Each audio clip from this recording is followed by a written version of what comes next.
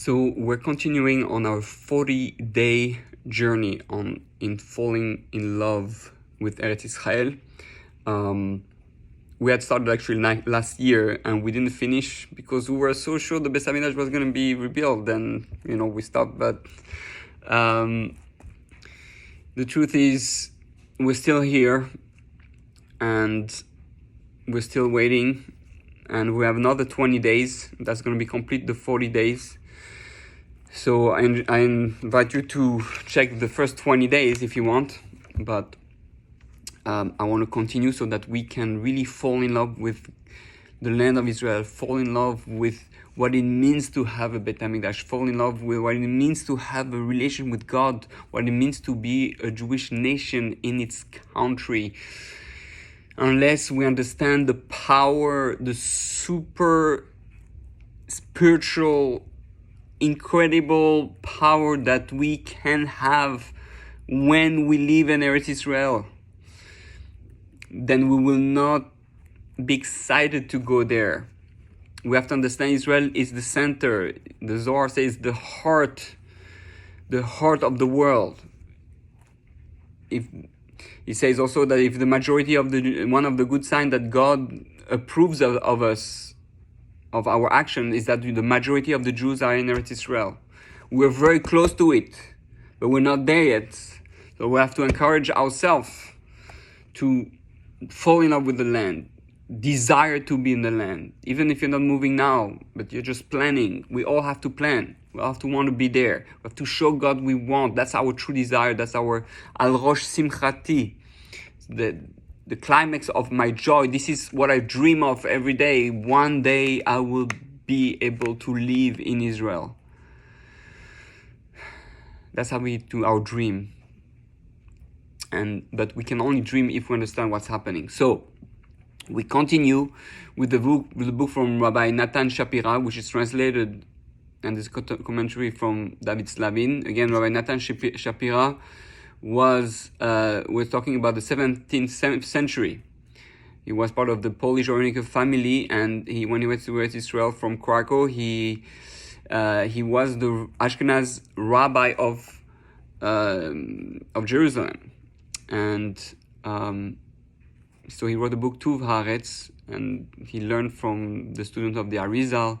So he was a very, very big man, and he wrote this book to inspire. So we're continuing. We up to chapter 5. To clarify the discourse, we must make 6 distinctions, 6 levels of being close to God, so to speak, close to the land of Israel, being attached to Eretz Israel. Number 1, he who has never entered Eretz Israel is different from the level 2 of he who has gazed upon the land from afar yet never physically entered, just like Moshe Rabbeinu. Number 3, he who has entered the land yet exited and died in Chutz La'aretz. Then 4, he who has the merit of his bones alone entering the land. Then a higher level than that is he who was born, number 5, who was born abroad yet ascended to Eretz Israel and died and was buried there. And then number 6, the highest level is he who was born in Eretz Israel and never ever left her, as if it's one spouse. Lovely. We have to fall in love. That's why I say we have to fall in love. Obviously, this level, we have to understand Eretz Israel represents the Shekhinah, represents the female energy of God's presence in the world. Being there is being married with the Shekhinah, is being one with God. It means we are ready to give birth to Moshiach. We're ready to give Puru to the world, to give the world what it needs. Obviously, these levels are in ascending order, yet each level represents very lofty concepts. Likewise, it is obvious that this entire lowly earth is opposite the realm of Malchus, which is the lowest of the Sphirot. Within that realm, there are 3 subdivisions: the sea, the land, and Eretz Israel. Each one surrounds the next, as the sea surrounds the land mass, and the aspect of the sea correspond to the white of the eye that represents chesed. The rest of the land is likened to the darkness of the eye that represents gvura. And from there, the inner goal of the eye and its appendage are drawn inward. That is why the mere airspace of Chutz La'aretz contaminates, for it is split in an aspect of externality into 70 sections in relation to the Gentile nations, 70 Gentile nations. Again, we understand that we're speaking about the 70 nations. We're not speaking necessarily about that everybody is impure or like that, but we speak in general, the general thing. There's always righteous, holy, pure non-Jew who are connected to God and to the Jewish people, and we're not talking about that, but we're talking about the general aspect of the world. Eretz Israël corresponds to the line of green that surrounds the pupil, also called the bat ayin, the daughter of the eye. This is an aspect of Tiferet, which is also called Israel. So the pupil is like Israel, right? That's the center. That's where it's completely dark. It's going to Malchut Tiferet, but it's the most hidden, precious part of the eye. In the middle of Eretz Israel is Jerusalem, which corresponds to the pupil. She represents the Shechina. Okay, so what I said before was wrong. Was Tiferet is this green surrounds the pupil. Now is the pupil, which represents the Shechina, which is connected to Malchus, which that's why it's black. The previous, and let's remember that Moshe Rabbeinu called his wife, if I remember correctly, was in the Zohar, the pupil of his eye. Your wife is the pupil of your eye. It's the most precious, deep, hidden thing in you. The previous three hues that surround it are hinted to the word Shabbos. Shin Bet Tav. Shin. So Shin has three heads to it, which represents the first three hues, which surrounds and precede the bat. In Hebrew, bas, the pupil.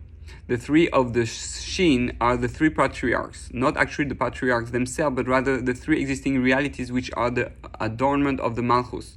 The bat refers to Bat Ayin, which is a name of the actual Malchut, for she is the daughter and one of the 10 attributes. She herself is subdivided into 10, which correspond to mystery of the 10 levels of holiness of Jerusalem. So again, we have the Sfirot Chesed, Gvura, Tiferet, and Malchut, Shechina. So we have the white of the eye, the dark line, or a little bit reddish, surrounding color. Then you have the green that surrounds the pupil, and then you have the pupil itself, the black. And then we have the sea.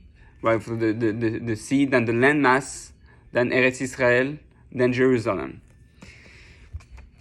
So we see that everything corresponds to each other, and actually connected to that is Yud Ke Vav Ke. The Yud corresponds to the white color, to the white people. The Hey corresponds to the red people, more like Native Americans color. Then we have the green correspond to Asia.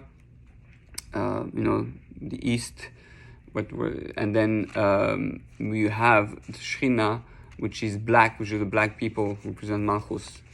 So every being, everything is connected, all the different colors, and we have to be all united. Humanity is like one eye with all the colors.